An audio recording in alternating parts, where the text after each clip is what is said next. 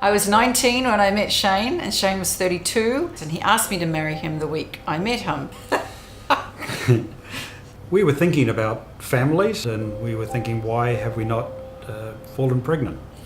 And so we went through some tests, both of us, and the doctors concluded unexplained infertility.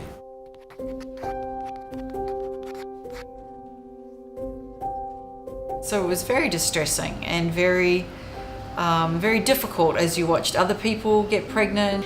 I was ready to have children. I wanted to have children. We were young. So I was deeply disappointed and frustrated that there's nothing I can fix. What do you mean that you don't know what's wrong? Then I should have had a baby. Why is this so difficult? Other people have their prayers answered. Other people, oh my goodness, I'm pregnant again. And you'd be like, I'm not even pregnant once, like not even a whisper.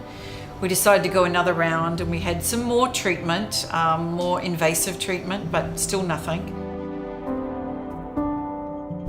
2008, I tested pregnant, and the following week I went back. They said there looked like there might be some problems, and then about a week later they said, we're sorry, but this is not a pregnancy, this is a ghost pregnancy. We call it a blighted ovum. You're not pregnant. Your body just thinks you are.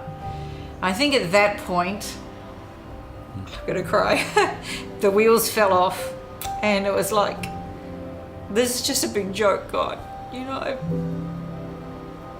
done everything, walked the straight and narrow. I would have preferred not to have had that test. Yeah. So things improved for a little bit, but then we hit another major barrier. Yeah. And Susan had noticed that she had a slight lump on her throat, so she went to see the doctor. Long story short, I had thyroid cancer. And so I had 2 weeks to make up my mind about surgery.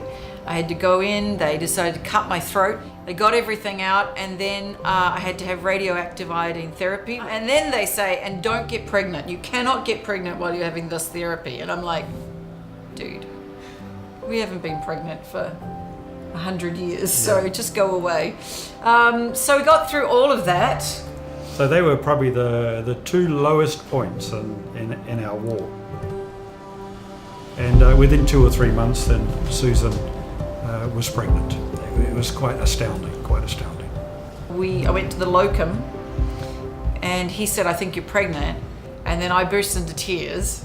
I think he was so startled by my violent reaction that he was like, it's okay. If you don't want it, we can terminate. And so I was shocked. I was like, no. These are happy tears.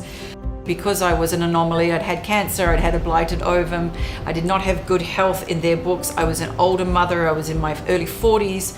I was constantly asked, do you want to go through with this pregnancy? This could be wrong, there could be something wrong, you've got a history of this X, Y, and Z. And my conviction always was that whatever the Lord gives us is what we're going to have, and that it's going to be good.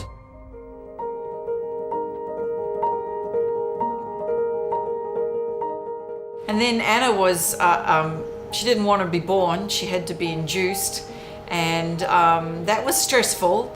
So she moved from C-section delivery into emergency care. And so it was just crazy. Yeah. In fact, Susan hardly even got to see Anna when she was born. Yeah. They handed her to me. And that was pretty emotional. Just to hold that little girl, that we had waited 22 years for, just to have her in my arms. So it was just wild. Everything about us is wild. Anna was born, and we were like, yay, she's finally here. And I was 42, Anna was 1 day. We are just beyond thankful for this miracle that God has placed in our hands. Medical science couldn't produce her, money couldn't buy her. But God has been faithful to His word.